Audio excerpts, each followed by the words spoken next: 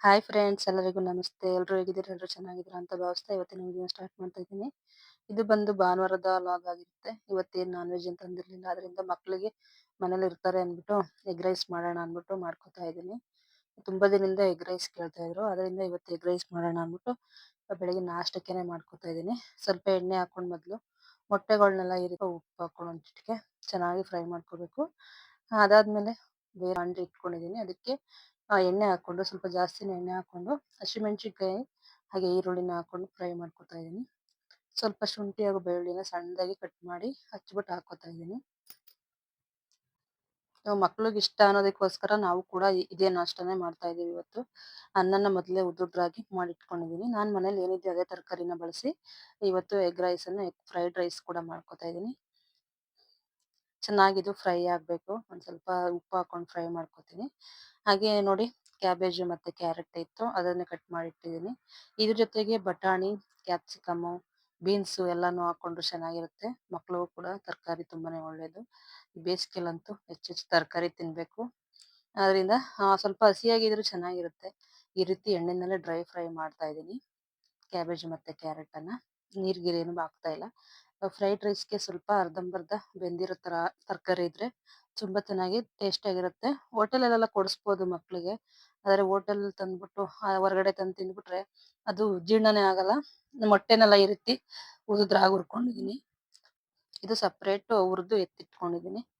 ನಾನು ಅಷ್ಟರಲ್ಲಿ ತರಕಾರಿನ ಸಿಂಪಲ್ ಆಗಿ ಒಂದ್ ಅರ್ಧಂಬರ್ಧ ಬೇಯಿಸ್ಕೊಬೇಕು. ನೋಡಿ, ತರಕಾರಿ ಎಲ್ಲ ಬೆಂದಾದ್ಮೇಲೆ ಅದಕ್ಕೆ ಸ್ವಲ್ಪ ಅರಿಶಿನ ಹಾಗೆ ಗರಂ ಮಸಾಲ ಎಲ್ಲಾನು ಹಾಕೊಂಡು ಸ್ವಲ್ಪ ಚಿಲ್ಲಿ ಪೌಡರು ಎಲ್ಲಾನು ಸಾಸ್ ಸ್ವಲ್ಪ ಸೋಯಾ ಸಾಸ್ ಹಾಕೊಂಡಿದೀನಿ. ಅದು ವಿಡಿಯೋ ಸ್ಕಿಪ್ ಆಗ್ಬಿಟ್ಟಿದೆ. ನಾನು ವಿಡಿಯೋ ಆಗಿದೆ ಅನ್ಕೊಂಡಿದ್ದೆ, ಆಗಿಲ್ಲ. ನೋಡಿ, ನಾಷ್ಟಕ್ಕೆ ಬಂದು ಎಗ್ ಫ್ರೈಡ್ ರೈಸ್ ತುಂಬಾನೇ ಚೆನ್ನಾಗಿತ್ತು. ನಾಷ್ಟಕ್ಕೆ ಒಂದೇ ಟೈಮ್ಗೆ ಖಾಲಿ ಆಗ್ಬಿಡ್ತು, ಅಷ್ಟು ಚೆನ್ನಾಗಿತ್ತು. ಹೊರಗಡೆ ತಂದು ತಿನ್ನೋದಕ್ಕಿಂತ ಈ ರೀತಿ ಮನೆಯಲ್ಲೆಲ್ಲ ತಿಂದ್ರೆ ಸ್ವಲ್ಪ ತುಂಬಾ ಚೆನ್ನಾಗಿ ಮಾಡಿರ್ತೀವಿ, ಕ್ಲೀನ್ ಆಗಿ ಮಾಡಿರ್ತೀವಿ ಅನ್ನೋ ನೆಮ್ಮದಿಗೋಸ್ಕರ ತಿನ್ಬೋದು ಅಷ್ಟೇನೆ. ಹೊರಗಡೆ ತಿಂಡಿ ಏನಿದ್ರು ಅಜೀರ್ಣ ಆಗೋದಿಲ್ಲ. ಸ್ವಲ್ಪ ಯಾವ್ಯಾವ ಎಣ್ಣೆ ಹಾಕಿ ಮಾಡಿರ್ತಾರೋ. ಆದಷ್ಟು ಮಕ್ಳಿಗೆಲ್ಲ ಹೊರಗಡೆ ತಿಂಡಿ ಕೊಡೋದನ್ನ ಅವಾಯ್ಡ್ ಮಾಡಿ. ಹಾಗೆ ಮಧ್ಯಾಹ್ನಕ್ಕೆ ಹೊಟ್ಟೆ ಹಸ್ಕೊಂಡಿದ್ರು ಎಲ್ರು. ಬೆಳಿಗ್ಗೆ ತಿಂಡಿ ಮಾಡಿದ ತಕ್ಷಣನೇ ಇಲ್ಲಿ ಮೊಟ್ಟೆ ಬೋಂಡ ಮಾಡು ಅಂತ ಕೇಳಿದ್ರು. ಬೆಳಿಗ್ಗೆ ನಮ್ಮ ಮನೆಯವ್ರು ಸ್ವಲ್ಪ ಜಾಸ್ತಿನೇ ಮೊಟ್ಟೆ ತಂದ್ಬಿಟ್ಟಿದ್ರು. ಇವತ್ತು ನಾನ್ ವೆಜ್ ಏನೇ ಇಲ್ಲ, ಮೊಟ್ಟೆನಾದ್ರೂ ಮಾಡ್ಕೊಡ್ಲಿ ಮಕ್ಳಿಗೆ ಅಂತ ಅಂದ್ಬಿಟ್ಟು ಸ್ವಲ್ಪ ಜಾಸ್ತಿನೇ ತಂದಿದ್ರು ಮೊಟ್ಟೆನ. ಅದರಿಂದ ನಾನು ಎಗ್ ಬೋಂಡ ಮಾಡ್ಕೊತಾ ಇದ್ದೀನಿ. ಕಡಲೆ ಹಿಟ್ಟಿಗೆ ಸ್ವಲ್ಪ ಉಪ್ಪು, ಸೋಡಾ, ಅಚ್ಚ ಖಾರದ ಪುಡಿ, ನೀರನ್ನ ಹಾಕಿ ಕಲ್ಸ್ಕೊಂಡಿದ್ದೀನಿ. ಅದ್ರ ಜೊತೆಗೆ ಸ್ವಲ್ಪ ಅಕ್ಕಿ ಹಿಟ್ಟು ಕೂಡ ಹಾಕೊಂಡಿದ್ದೀನಿ. ಅಕ್ಕಿ ಹಿಟ್ಟು ಹಾಕೊಂಡ್ರೆ ಚೆನ್ನಾಗಿರುತ್ತೆ ಕ್ರಿಸ್ಪಿನೆಸ್ ಆಗಿ. ಹಾಗೆ ಎಣ್ಣೆ ಕಾಯೋದಕ್ಕಿಟ್ಟು ಮೊಟ್ಟೆನ ಬೇಯಿಸ್ಕೊಂಡು ಅದನ್ನ ಒಂದ್ 2 ಭಾಗ ಮಾಡ್ಕೊಂಡು ಈಗ ಕಡಲೆ ಹಿಟ್ಟನ್ನ ಅದ್ದಿ ಅದ್ದಿ ಹಾಕೋತಾ ಇದ್ದೀನಿ. ತುಂಬಾನೇ ಚೆನ್ನಾಗಿರುತ್ತೆ. ಚೆನ್ನಾಗಿ ಬೆಂದ್ಮೇಲೆ ಇದಕ್ಕೆ ಅರ್ಧ ಕಟ್ ಮಾಡಿ ಮೆಣಸಿನ ಪುಡಿ ಹಾಗೂ ಉಪ್ಪನ್ನು ಸೇರಿಸ್ಬಿಟ್ಟು ತಿಂದ್ರೆ ತುಂಬಾನೇ ಚೆನ್ನಾಗಿರುತ್ತೆ. ಈ ಮೊಟ್ಟೆ ಬೋಂಡ ಮಾಡ್ಬೇಕಾದ್ರೆ ಮುಖಕ್ಕೆ ಸಿಡಿಯೋ ಚಾನ್ಸಸ್ ಇರುತ್ತೆ. ಆದಷ್ಟು ಸಣ್ಣಗ್ ಮಾಡ್ಕೊಂಡು ಗ್ಯಾಸನ್ನ ಬೇಯಿಸ್ಕೊಬೇಕು. ತುಂಬಾ ಸರಿ ಹಾಗೆ ಆಗಿತ್ತು. ನನಗೂ ಕೂಡ ಮುಖಕ್ಕೆಲ್ಲ ಸಿಡ್ದಿತ್ತು. ಅದರಿಂದ ಮಾಡ್ಬೇಕಾದ್ರೆ ಹುಷಾರಾಗಿ ಮಾಡ್ಬೇಕು. ಸ್ವಲ್ಪ ಜಾಸ್ತಿ ಉರಿ ಇಟ್ಕೊತು ಅಂತಂದ್ರೆ ಸಿಡ್ದು ಬಿಡುತ್ತೆ. ಆದ್ರಿಂದ ಮತ್ತೆ ಚಿಕ್ಕ ಬಾಂಡ್ಲಿ ಇಟ್ರು ಕೂಡ ಹಾಗೇನೆ ಸಿಡ್ದು ಬಿಡುತ್ತೆ. ಹೆಂಗಸ್ರುಗಳು ಮಾಡ್ಬೇಕಾದ್ರೆ ಸ್ವಲ್ಪ ಹುಷಾರಾಗಿ ಮಾಡ್ಬೇಕು. ನನ್ಗೆ 2-3 ಸರಿ ಇದೇ ರೀತಿ ಆಗಿದೆ. ಆದ್ರೂ ಮಾಡೋದನ್ನು ಬಿಟ್ಟಿಲ್ಲ, ತಿನ್ನೋದನ್ನು ಬಿಟ್ಟಿಲ್ಲ ನಾವು. ಒಂದೇ ಸರಿ ಸಂಜೆಗೆ ಅಡ್ಗೆ ಮಾಡ್ಕೊಳ್ಳೋಣ ಅಂತ ಅಂದ್ಬಿಟ್ಟು ಮಧ್ಯಾಹ್ನಕ್ಕೆ ನಾನು ಮೊಟ್ಟೆ ಬೋಂಡ ಮಾಡ್ಕೊಂಡಿದ್ದೀನಿ. ತುಂಬಾನೇ ಚೆನ್ನಾಗಿ ಬಂದಿತ್ತು. ಆದ್ರೆ ಏನಾಗುತ್ತೆ ಅಂದ್ರೆ ಈ ರೀತಿ ಕಚ್ಕೊಂಡ್ಬಿಡುತ್ತೆ ಒಂದಕ್ಕೊಂದು.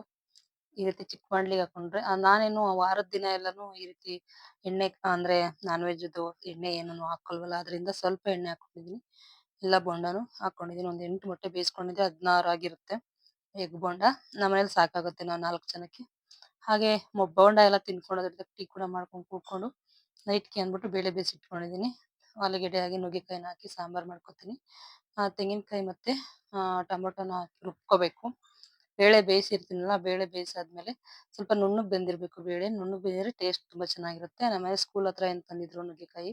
ಸ್ಕೂಲ್ ಹತ್ರ ಮರ ಇದೆ, ಅಲ್ಲಿಂದ ತಂದಿದ್ದು ನುಗ್ಗೆಕಾಯಿ ಇದು. ನುಗ್ಗೆಕಾಯಿ ಅಂತೂ ನಾವು ಬೇಜಾನ್ ತಿಂತೀವಿ. ಈಗಂತೂ ಅವರೆಕಾಳು ಆದ್ಮೇಲೆ ಜಾಸ್ತಿ ನಾವು ನುಗ್ಗೆಕಾಯಿನೇ ತಿನ್ನೋದು. ನೋಡಿ, ಬೇಳೆ ಬೆಂದಿದೆಯಲ್ವಾ, ಈಗ ಹಾಕೋತಾ ಇದೀನಿ ನುಗ್ಗೆಕಾಯಿ ಮತ್ತೆ ಆಲೂಗೆಡ್ಡೆ. ಬದ್ನೆಕಾಯಿ ಇದ್ರೆ ಕೂಡ ಹಾಕೋಬಹುದು. ಬದ್ನೆಕಾಯಿ ಎಲ್ಲ ಹಾಕೊಂಡ್ರೆ ಜಾಸ್ತಿ ಆಗುತ್ತೆ ಅಂತ ಅಂದ್ಬಿಟ್ಟು ನಾನು ಆಲೂಗೆಡ್ಡೆ ಮತ್ತೆ ನುಗ್ಗೆಕಾಯಿ ಎರಡನ್ನೇ ಹಾಕಿ ಸಾಂಬಾರ್ ಮಾಡ್ಕೊತಾ ಇದೀನಿ. ಅಂದ್ರೆ ಫ್ರಿಜ್ ಅಲ್ಲಿ ಇದ್ರೆ ಟೇಸ್ಟ್ ಇರಲ್ಲ ಜಾಸ್ತಿ, ಆದ್ರಿಂದ ನುಗ್ಗೆಕಾಯಿನ ಎಲ್ಲಾನು ಹಾಕೊಂಡ್ಬಿಡ್ತಾ ಇದೀನಿ ನಾನು. ನುಗ್ಗೆಕಾಯಿ ಕೂಡ ಆರೋಗ್ಯಕ್ಕೆ ತುಂಬಾನೇ ಒಳ್ಳೇದು. ನುಗ್ಗೆಕಾಯಿ, ನುಗ್ಗೆ ಸೊಪ್ಪು ಇದೆಲ್ಲ ತುಂಬಾನೇ ಒಳ್ಳೇದು. ನೋಡಿ, ಉಪ್ಪು ಹಾಕೊಂಡಿದೀನಿ. ಈಗ ಉಪ್ಪು ಹಿಡಿಲಿ ಚೆನ್ನಾಗಿ ನುಗ್ಗೆಕಾಯಿ ಅಂತ. ಟೊಮೊಟೊ ಹಾಗೆ ಕಾಯಿನ ರುಬ್ಕೊಂಡು ಹಾಕೊಂಡು ಸಾಂಬಾರ ರೆಡಿ ಮಾಡ್ಕೊಂಡಿದೀನಿ. ಸಾಂಬಾರ್ ಆಗಿದೆ ನೋಡಿ ಎಷ್ಟಾಗಿದೆ ಅಂತ. ಮಕ್ಳು ಆಗ್ಲೇ ಊಟ ಮಾಡಿದ್ರು ಮಧ್ಯಾಹ್ನ. ಸಂಜೆ ಒಂದ್ 4 ಗಂಟೆ ಹಿಂಗ್ ಊಟ ಮಾಡಿದ್ರು. ಹಾಗೆ ಬೆಳಿಗ್ಗೆ ದೋಸೆ ಮಾಡೋಣ ಅಂತ ಅನ್ಬಿಟ್ಟು ಅಕ್ಕಿ ಕೂಡ ನೆನ್ಸಿ ಇಟ್ಕೊಂಡಿದೀನಿ. ಮೊದ್ಲಾದ್ರೆ ಅಷ್ಟು ಮಕ್ಳುಗಳು ಊಟದ್ ತಿಂಡಿ ಎಲ್ಲ ಕಡಿಮೆ ಮಾಡ್ತಿದ್ರು ಸ್ಕೂಲಲ್ಲಿ ಇದ್ದಾಗ. ಇವಾಗ ಮನೇಲೇ ಇರ್ತಾರಲ್ಲ ಅವ್ರಿಗೇನಾದ್ರು ಮಾಡ್ಕೊಡೋಣ ಅಂದ್ಬಿಟ್ಟು ನೆನ್ಸಿದೀನಿ. ಇಡ್ಲಿ ಅಲ್ಲಿ ದೋಸೆ ಆಗ್ಲಿ ಮಾಡೋಣ ಅಂದ್ಬಿಟ್ಟು. ಹಾಗೆ ನಮ್ಮಮ್ಮ ಕೊಟ್ಟು ಕಳ್ಸಿದ್ದು ಮಾವಿನಕಾಯಿ ನೋಡಿ ಇವಾಗ ಕುಯ್ಕೊಂಡ್ ತಿಂತಾರೆ ಅವ್ರು night. Thank you so much video ನೋಡಿದ್ದಕ್ಕೆ ಧನ್ಯವಾದಗಳು.